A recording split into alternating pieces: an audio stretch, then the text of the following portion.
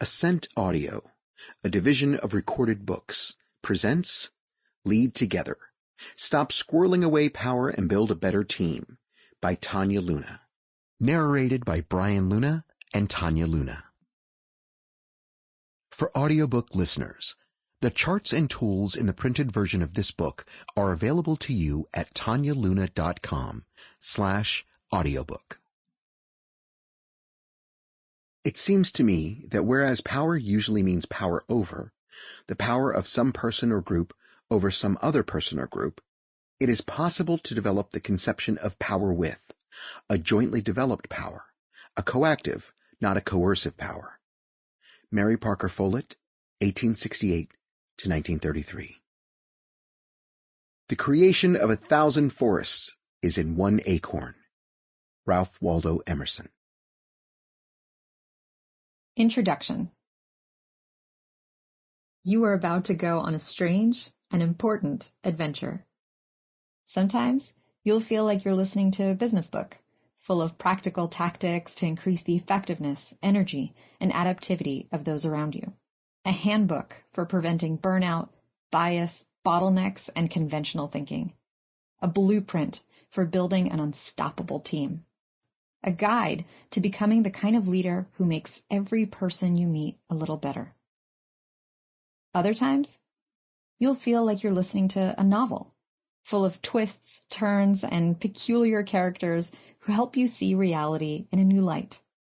Sometimes, your mind will race ahead with plans for a real-life application. Sometimes, you'll get lost in self-reflection, wondering who you are as a leader and a person, and who you want to become. You might try to tell the people in your life what you're listening to and how it's affecting you, and struggle to explain just what kind of book it is. It's about sharing power as a way to build stronger, more resilient teams, you'll say. And they'll nod with interest and perhaps even approval. But then you'll add, as told through a story about squirrels. And their eyes will widen. In the workplace, you'll add. And their head will tilt to the side. They'll ask if it's one of those cute business parables. It's more like philosophical fiction, you'll say, with practical applications. For squirrels, they might ask, if they're the snarky type. For everyone, you'll answer. Sometimes you'll wish this book took a more conventional approach, simply laying out all the tactics for you to collect and apply. You'll find periodic summaries and check-in questions to help you pause and transfer insights back into your life, along with an abundance of squirrel puns I hope you won't criticize me for overusing. You can access bonus tools, resources, and a community of values-aligned people at www.tanialuna.com. You'll also get a comprehensive guide to all the ideas in the book, but not until the end, once you've completed your journey. That's because ideas do their best work through story. Ideas are more powerful and beautiful, not as plucked flowers dropped into a pretty vase, but as seeds buried in the soil of our minds, where they grow into wild things native to their land. We might never know how squirrels' minds work, but we know idea seeds are at the root of how we humans learn and how we make ideas stronger. Not by being told what to think, but by having the power to come to our own conclusions. Now, as for the ideas in this book, you'll find that many of them feel timely, even urgent. You'll recognize that our deepest struggles at work, in society, and across our planet today have to do with poor power distribution. You'll see that it's our greatest vulnerability, especially in the midst of change and uncertainty. You'll diagnose it as the glaring cause of stress, distrust, and disengagement, not just among those who have too little power, but also those who hold too much. Those lonely leaders who long for a team to lift the weight of the world off their shoulders. You'll realize our relationship to power is fundamentally broken and needs repair.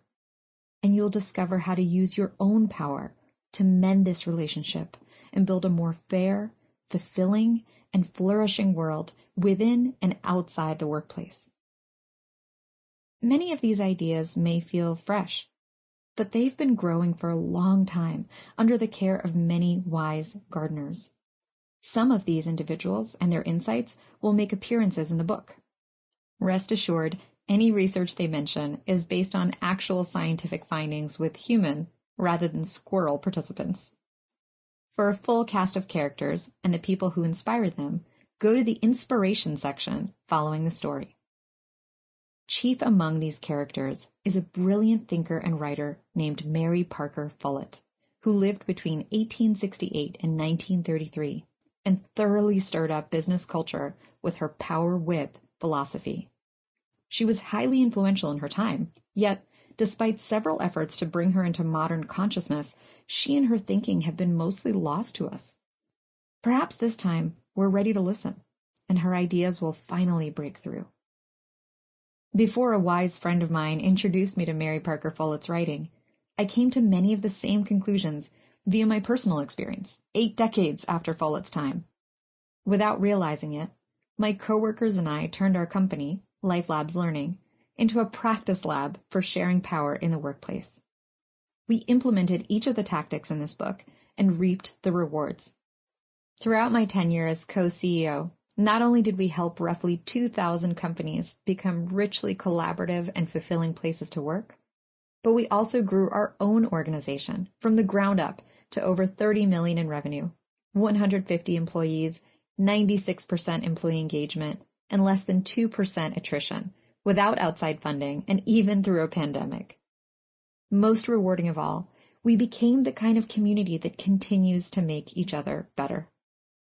At my current company, Scarlet Spark, we help leaders in the animal protection movement thoughtfully share their power to create organizational level and world level change. In the meantime, we experiment on ourselves so we can keep discovering new ways to amplify each other's power.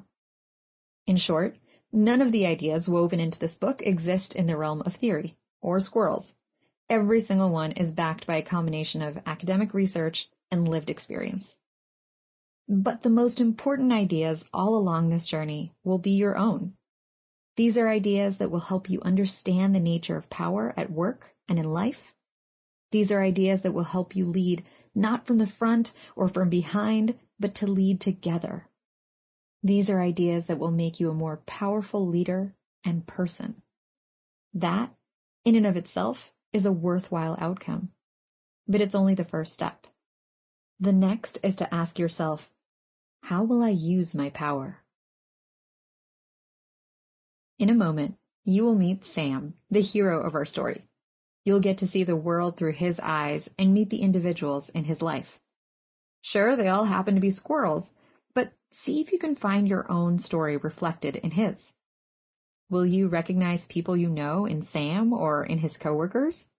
Will any of the pressures on his little squirrel shoulders mirror the pressures you carry on your own human ones? In what ways is your leadership philosophy similar to his, and in what ways is it different? Let's begin the story and find out. Part 1. Sam the Squirrel. Chapter 1. An almost definitely great leader. Sam Squirrel was almost definitely a great leader, at least according to himself. He gathered more nuts than anyone else in the history of Nuts for You Incorporated, and he was promoted again and again until he worked his way up to a glamorous treetop office and the title of Executive Branch Manager. In the 3 months since he leaped into this new role, TNG, Total Nuts Gathered, increased by 20%. Now Sam was determined to make his division the most productive acorn gathering operation in the entire forest. The name Sam would be forever synonymous with success. He'd make his boss proud. He'd make his wife proud. And most important of all, he'd make their 2 little squirrel pups proud. "Wow," said Silvio, when Sam mentioned his branch's performance at a meeting of the Hightails, a nut-working group of leaders from local companies. Silvio was the VP of sales at a nest construction company that seemed to grow perpetually in reverse. He had a glint in his eye that could have been admiration or envy, or maybe a bit of both. Their small group sat in a circle beneath a willow tree whose long branches swept the ground and curtained them off from the rest of the forest. When they slipped into the cool shade of the secret suite, the usual hum and buzz outside dissolved behind them, and all their chests puffed up ever so slightly. Though today, everyone but Sam seemed more worn down than puffed up. Silvio looked especially rumpled. His fur stuck up in all directions like he had accidentally foraged a battery. "You must have one solid team under you," he said, and the other executives nodded. "I wish," said Sam, and he casually smoothed down his already smooth gray coat. "But these squirrels are half as productive as I was when I was in their position. They don't seem to do anything until I give them direction. But what can I do? There's a talent shortage out there." "Tell me about it," sighed Ava, the leader of a nut transportation company. "All these squirrels are moving out of the forest. They say they can't keep working for peanuts, but we can't compete with city salaries. And the squirrels who do stay act like they're doing us a favor," said Silvio. "Squirrels these days," Ava sighed again. Okay, so how'd you do it?" asked Jose, the owner of a nut counting firm and the most practical squirrel of the group. "How'd you get a 20% bump in the middle of the most competitive foraging season?" All the squirrels leaned in. Jose's tail flinched in anticipation. Sam took a nice long breath and savored the sensation of all those little black eyes turning to him. "Simple," he said. "Simple?" Jose demanded. "You've got to know the way and make them go your way," said Sam. This was the advice Sam had heard from his boss more times than he could count. He briefly considered crediting him for these words of leadership wisdom, but dismissed the thought. This was his moment, and his personal philosophy too. He sat back and crossed his sleek, gray-coated arms. Later that day, as Sam climbed back up the towering oak tree to his office, he replayed the conversation in his head and felt pretty darn proud of himself. The hush that fell over the group amid the soft rustling of willow leaves, all their eyes on him, the glow that spread through his body like a warm maple sap. Here he was, succeeding, no, winning, even though he faced the same obstacles that stumped his peers. He knew the way to succeed, and he'd make sure every squirrel at his branch fell in line with his vision. There was almost no doubt about it. He was a great leader. Sam looked forward to a peaceful rest of the day, counting and recounting his branch's reserves, the glorious stash of nuts in his office safe. He would set company-wide priorities for the quarter and maybe even the year. He'd revised the branch's branding, all on his own because the marketing department couldn't seem to comprehend the concept of a deadline. And he'd practice his look of genuine surprise when his boss finally named Sam the company's new and youngest ever Chief Nut Officer. It wasn't a sure thing yet, but his boss had been dropping hints. He was so caught up in these pleasant contemplations he didn't bother to look where he was climbing. When he finally glanced up and saw 3 bushy tails hanging out of his office doorway, he got so startled he lost his grip on the bark and fell. Check-in questions. Leadership. Sam's pretty sure he's a great leader. How about you? Jot down your answers. How do you hope people will describe you as a leader one day? What are your leadership strengths? What are your leadership gaps or areas for improvement? Chapter 2. The Condo Development. Sam caught a small branch just in time to stop his plummet. Even more important, he turned his yelp into a yell, deftly avoiding a close call with vulnerability. "Hey!" he shouted. "What are you doing in my office?" "I'm so sorry, Sam," said Mila, the marketing manager. She stared down at him, clutching her gray tail and looking like she might burst into tears at any moment. "We have some bad news," said Francesca, the finance manager.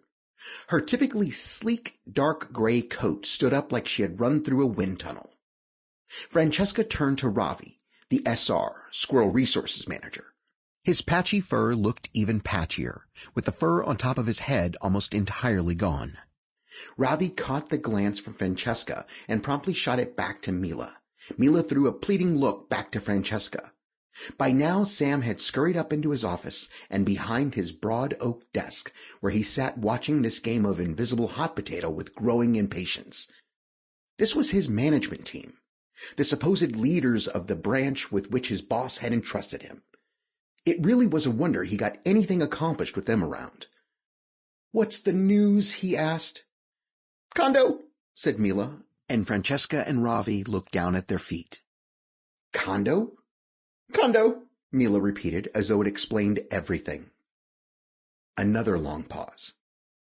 Just tell him what you learned, Francesca whispered to Ravi, who winced at the prompt and scratched at a bald patch on his shoulder. Okay, said Ravi, but this isn't coming from me. I found out about it through an exit interview with someone from research and development. Fine, said Sam. I don't care who it's coming from as long as it gets here. Okay, Ravi continued, still looking down. It's just that it's not in my job description, and it's a sensitive topic, and really something that should stay between us or on a need-to-know basis, though eventually everyone will know. But for now, as far as I know, only we know.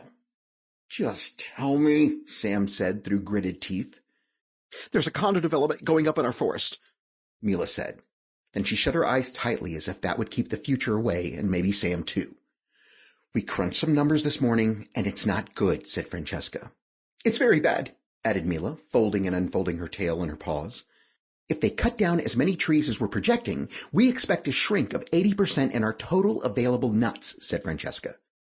80%? Sam repeated. And the 3 squirrels before him nodded. That's not enough to feed the families in this forest, let alone keep our business alive. His mind flashed to his 2 pups in their cozy nest, waiting for him to come home with stories of his day. Francesca finally slicked down her dark gray coat and pulled her shoulders back. No one had seen her look so disheveled for this long, and it seemed she wasn't about to let this slip in her polish continue. I'd have to rerun the numbers, she said with regained poise. But it appears so, yes. Ravi let out a long sigh. Mila said nothing, but a tiny tear finally broke through her attempts at professionalism and streamed down her furry cheek. Sam closed his eyes and got the distinct feeling he'd lost his grip and was plummeting down from the tree all over again. Check-in questions. Your challenges. Now that you know Sam's problem, let's talk about yours. What is your version of an endangered forest? What challenges, obstacles, or fears loom over your horizon? Jot them down so you can benefit more from Sam's struggles and apply the lessons he learns to your own situation. Chapter 3. Amara and the Pups. Sam stayed at work for a long time. He seemed unable to get up from his desk, let alone make the commute back home. He resigned himself to spending the night in his office, a practice his wife, Amara, discouraged but tolerated. Sam figured it was for the best. This way, she and the kids could enjoy their blissful ignorance about the condo development just a little while longer. But what would he tell Amara when the time came? The bright, vivid future he could almost touch just moments ago now seemed as far out of reach as the moon. There would be no promotion, no glowing praise from his boss. And it was unthinkable, but he gave himself permission to think it. Could he actually lose his job? Could the entire company go under? From his office window, Sam watched the sky turn deep blue, then violet, then the red of a blood orange. He heard bird song give way to cricket song. But what finally made him shoot up to his feet was a sudden cold flash of memory. He'd promised to tuck in the twins tonight while Amara worked the late shift at her clinic. Now the time to have kept his promise had come and gone. Amara was the most sought-after dentist in the forest, and wanted to keep it that way. She was fond of reminding Sam that squirrels' teeth never stopped growing, so neither should her career. They were in constant negotiations over whose work was more postponable. But that morning, there had been no battle necessary. Sam assured Amara he'd be home in time to put the pups to bed, not because his work was less important, but because he was a great delegator. She gave him one of those wry smirks that had made him fall in love with her. She wrapped her soft orange-gray tail around him, the same exact shade as their pups, and gave him a kiss goodbye. Now it felt like years had passed since that morning. Sam leaped out of his office and made his way down the tree in record time. He darted down the path to his home as his mind raced with excuses, no, explanations for his broken promise to Amara. By the time he reached his home, a beautiful human handmade squirrel house that had been in his family for generations, he was brimming with righteous indignation in response to all the complaints he imagined he'd hear from his wife and kids. Didn't they know he was the victim here? Or better yet, the bruised and battered hero? He prepared these excellent retorts and many more, but when he squeezed through the hole into his house, all that greeted him on the other side was silence. He didn't think it could be possible to feel sorrier for himself than he already felt, but as he sank to his knees onto the empty nest, he discovered a whole new low. He was about to possibly cry a little, a practice he generally discouraged in himself and others, but then a small, sweet voice rang out behind him. "Dad!" And then another, "Dad, Dad!" Sam spun around to see two tiny black noses poking in through their circle of a doorway. He hopped up to his feet, but the twins flew through the door like little orange whirlwinds and pinned him back down on the nest. The pine house filled with their giggles. "Dad, Dad," said Josie. "Mom took us to the clinic with her, and it was so cool and gross." "Yeah, totally gross and totally cool," said her brother Remy. "And everyone said Mom is such a great boss and the best dentist ever," said Josie. "Yeah, the best anywhere," said Remy. The twins bounced on Sam's stomach and flitted around the house with the energy of chipmunks. Sam got so caught up in their giddiness that when he saw Amara's face in the doorway, it felt like an icicle crashed down on his head. "Excuse me, kiddos," Sam said. Still looking at his wife, he gently lifted one of the pup's tails off his forehead and patted another twin on the head. He crawled outside into the crisp darkness. He had prepared for her anger, but this cold, distant expression on her face was so much worse. Amara's temper flared easily, but she was always willing to listen.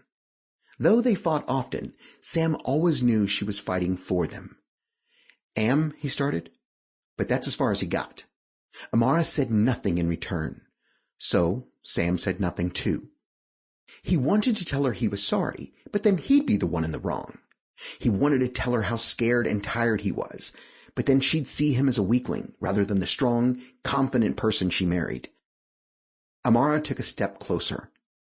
Relief washed over Sam, and he closed his eyes, but then he felt her soft fur brush past his shoulder as she walked back into the house. Chapter 4. Mr. Walnuts. Sam stood outside the house and listened to the cold night wind tear through the trees. Their leaves rustled as loudly as a room full of whispers. Their branches creaked. Their trunks moaned. This forest that had always felt eternal to Sam suddenly seemed so vulnerable.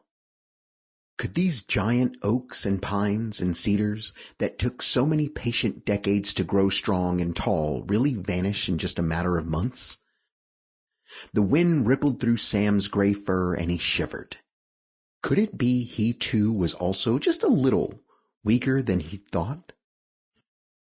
Then the sweet sound of Amara's lullaby drifted into the night, and Sam faced the doorway. He didn't know what to say or do, but at the very least he could be home with them. He was about to crawl into the nest when a rock the size of his head crashed into his side. "Oof!" said Sam, or rather, said the gust of air escaping Sam's mouth. "Is that you up there, Samuel?" came a gruff voice from somewhere far below, but Sam didn't need to look to know this very particular voice belonged to none other than his boss and the chief nut officer of Nuts for You, Mr. Jack Walnuts. Sam briefly flirted with the idea of holding his breath and staying still, but then another huge rock came flying at his head. "Sir," said Sam, "I'm here." "Well, I don't need you there," barked the voice from below. "I need you here." Sam balled up his fingers into fists and exhaled the rest of the breath he'd been holding. This was no time to hide or appear tentative. It was time to be decisive, confident, strong.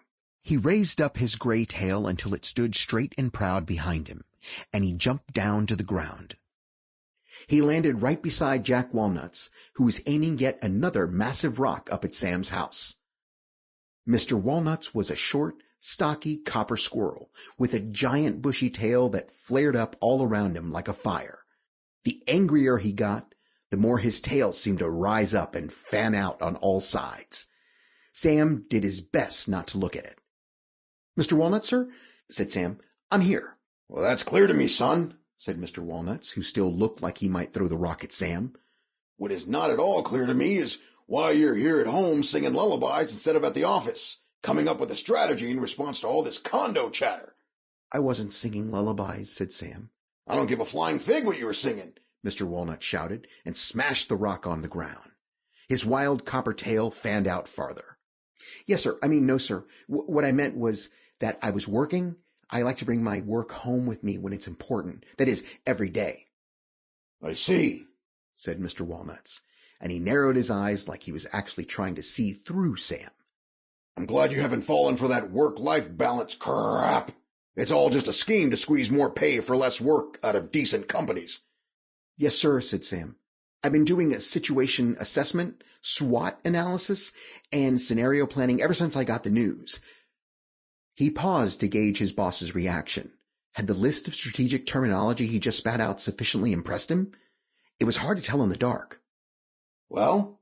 "Well, said Sam, desperately trying to remember an impressive term for having no clue what to do. "It's a volatile situation with a short planning horizon, so I'm doing a continuous environment scan in alignment with our risk appetite to—" Okay, Mr. Walnuts interrupted. "You don't have to spell it all out for me. I see you got it all figured out. Just don't forget the most important thing." "The most important thing, sir?" "Know the way, and make them go your way," Sam shouted like a pup in kindergarten who just figured out that he had the right answer. "You got it!" Mr. Walnuts chuckled and patted Sam's shoulder with his small, heavy paw. "Now I want to see this condo rumor squashed and total nuts gathered up by another 10% this quarter. Is that understood, son?" "Yes, sir," said Sam. "I know it doesn't seem like it now," Mr. Walnut said with more warmth in his deep voice. "But you're going to be happy this whole thing happened." "I am?" said Sam. "You bet your ass been, Samuel. It's situations like these that separate the real leaders from the phonies." "Yes, sir," said Sam, trying with all his might not to sound like a phony. Check-in questions. Your pressures. Can you relate to Sam's struggle to find the ever-elusive balance between personal and professional commitments? Is there a Mr. Walnuts or two in your life? Jot down the pressures weighing you down. Chapter 5. Know the Way. As Sam made his way to the office the next day, he reminded himself that this was his opportunity to prove he was, without a doubt, a great leader. The situation could make his promotion to Chief Nut Officer possible. He repeated it again and again, but deep down, he couldn't help feeling like the Chief Nothing Officer, leader of a doomed business in a vanishing forest. Sam's only real comfort now was his sturdy business philosophy. Know the way, and make them go your way. It didn't just represent Jack Walnuts, but also every strong, confident leader he'd known and the leader he aspired to be. Now he just had to bring these principles to life. And that's exactly what he did when he saw his management team gathered outside his office. "Here's the plan," said Sam in lieu of a greeting. "We have to gather acorns faster than the forest shrinks. If we work fast enough, we'll have so many nuts it won't matter how many of our trees they chop down and how much of our land they pave over." "Great," said Francesca, the finance manager. "Except, won't it just delay the inevitable? We'll have more market share, but in a rapidly shrinking market." "I've thought of that," said Sam, even though he hadn't. "Once we achieve market dominance, we can steadily increase our prices so we can keep our profit margins high." "Should we tell our customers what's happening?" asked Mila, the marketing manager. "No," said Sam, so decisively he even impressed himself. "If they find out, they'll panic, and we'll tip off our competitors. The quicker and quieter we work, the better." "Should we tell the staff?" asked Ravi, the Squirrel Resources Manager. "No," said Sam even more emphatically. "We can't afford to have them panic either. The less they know, the better." Francesca started saying something, but then Sam cut her off. "And another thing," he said, recalling his late-night talk with Mr. Walnuts. "I think it's time for some stretch goals. Let's adjust our total nuts gathered quota. No raises or bonuses until TNG is 10% high. Sample complete. Ready to continue?